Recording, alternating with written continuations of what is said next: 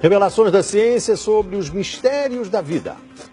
Especialistas de vários países estiveram no Brasil para o lançamento de um grupo dedicado à tese do chamado design inteligente. Esses cientistas acreditam que a perfeição e a complexidade da natureza comprovam a existência de um ser superior. O que há por trás do bater das asas de uma borboleta? Ou das cores vibrantes das penas dos pássaros? O que há em comum entre a concha do mar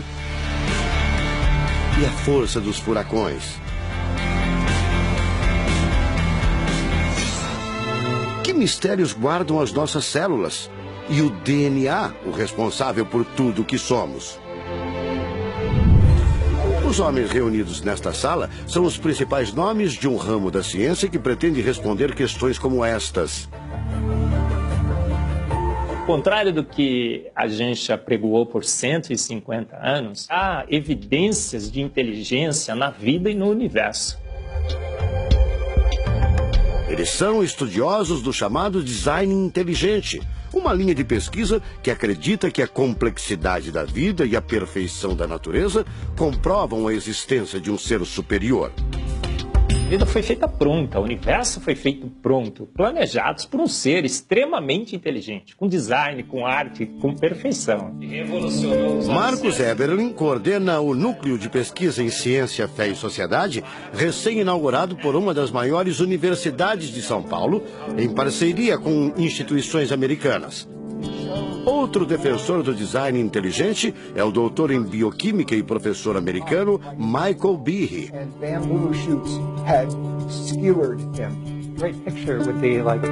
Brian Miller é doutor em física. Ele coordena as pesquisas da Universidade de Duke, nos Estados Unidos. Seria um super engenheiro, um super arquiteto? Você pode dizer isso, responde o físico. Um arquiteto que tinha a vida em mente, um criador que fez a vida deliberadamente. Also, when you look at life itself, não é de hoje que os cientistas procuram pistas deste arquiteto da vida. Galileu Galilei, o célebre físico e astrônomo italiano, disse há mais de 400 anos que a matemática é o alfabeto com o qual Deus escreveu o universo. A matemática se dedica a provar que tudo no universo segue uma lógica. Mas foi ainda antes, na Idade Média, que outro italiano, Leonardo Fibonacci, decifrou parte deste alfabeto. Ele descobriu um padrão numérico que se repete em quase tudo na natureza. Em homenagem a ele, o padrão passou a ser conhecido como sequência de Fibonacci, uma sequência lógica de números que pode ser expressa em formas geométricas. Em cada quadrado, a gente consegue construir arcos, são aquelas linhas tortas, né? A gente consegue ligar um arco com o outro. Quando você liga um arco, um outro arco, um outro arco, um outro arco, um outro arco, e vai seguindo um outro arco, pensando no próximo quadrado, um outro arco.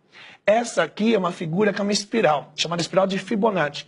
E essa espiral aparece em diversos lugares do nosso cotidiano. Aparece, por exemplo, na nossa orelha. O formato da nossa orelha é exatamente essa espiral. Uma coisa interessante, aparece no nosso rodamuinho do cabelo aqui. É o mesmo formato que aparece aqui. Que é o mesmo formato que aparece naquela concha do mar, tal do Nautilus, né? Que é o mesmo formato que aparece nas estrelas do universo. Que é o mesmo rodamuinho que forma quando tem um furacão. A sequência de Fibonacci foi encontrada também nas ondas do mar, nas pétalas das rosas, na distribuição das sementes do girassol e até nos hexágonos da casca do abacaxi. Mais uma comprovação matemática da existência de uma mente inteligente por trás da criação seria o chamado número de ouro, ou proporção áurea, representada pela letra Φ. O número de ouro, também representado pelos dígitos 1,618, está presente na construção de uma das obras mais importantes da antiguidade, o Parthenon. Foi usado por Leonardo da Vinci na Mona Lisa, o quadro mais famoso do mundo. essa regra do número áureo, ela vem, né, aparece no Fibonacci e aplica em um monte de situações. E é legal que os gregos percebiam isso, eles associavam isso muito com a ideia de perfeição. Ele está presente nas asas das borboletas e até nas medidas do corpo humano. Se você pegar a sua altura e dividir pela distância do seu umbigo até o chão, vai dar aproximadamente 1,6. Um φ. Vai dar um φ também. Se a gente abre os braços, né, calcula a distância da ponta de um dedo até a ponta do outro dedo. Então vai ser desse dedo maior aqui, no dedo médio, até chegar ao dedo médio. Se eu pegar essa distância e dividir pela distância desse dedo até esse ombro aqui, vai dar 1,6 de novo.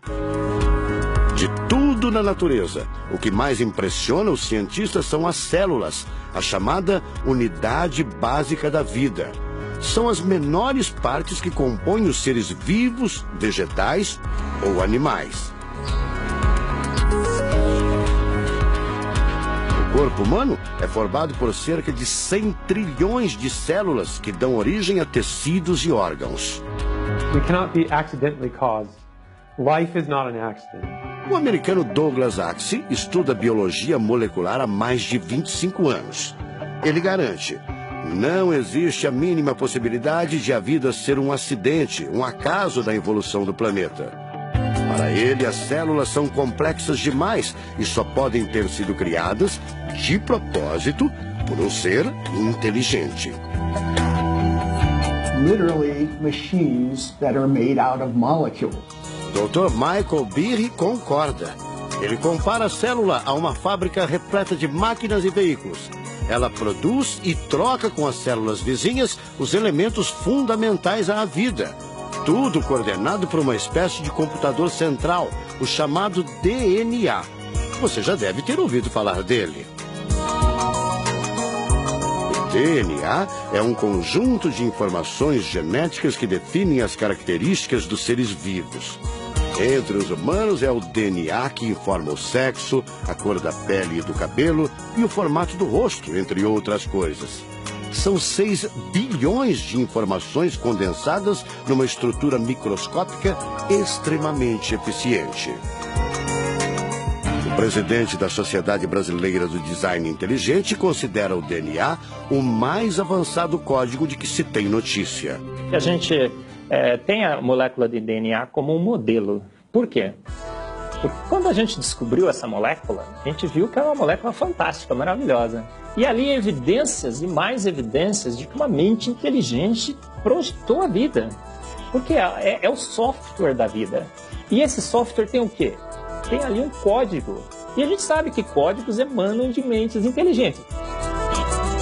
Nos Estados Unidos, um grupo de pesquisadores afirma ter identificado uma sequência de números que sempre se repete no DNA humano. Seria uma espécie de assinatura de Deus, segundo o engenheiro da computação Greg Braden.